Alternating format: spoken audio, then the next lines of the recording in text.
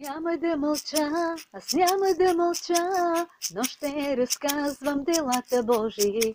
Аз няма да мълча, няма да мълча, но ще разказвам сега делата Божии днес. Не ще да мълча, не ще да спра, но ще разказвам делата Божии сега. Защото Той е същия, вчера, днес и завинаги същият.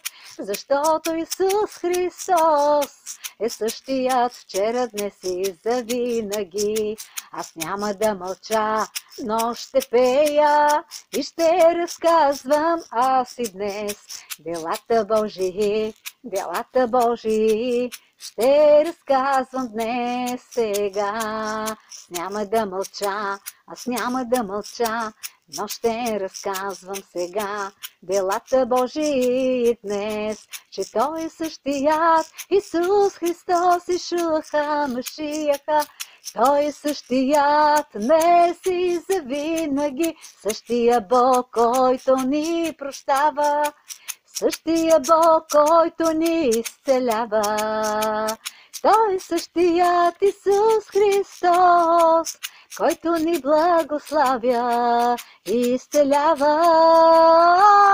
Той е същият вчера, днес и завинаги, който ни спасява от смъртта и от ада. Аз няма да мълча, аз няма да мълча, но ще разказвам, но ще разказвам. Аз няма да мълча, аз няма да мълча, но ще разказвам делата Божии сега.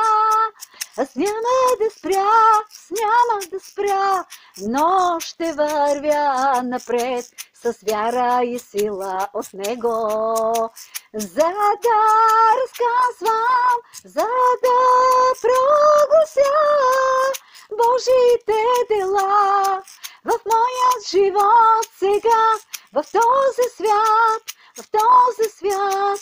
Аз няма да мълча, но ще разказвам за делата Божии, защото този свят се нуждае да чуе от нас, да чуе от нас за делата Божии.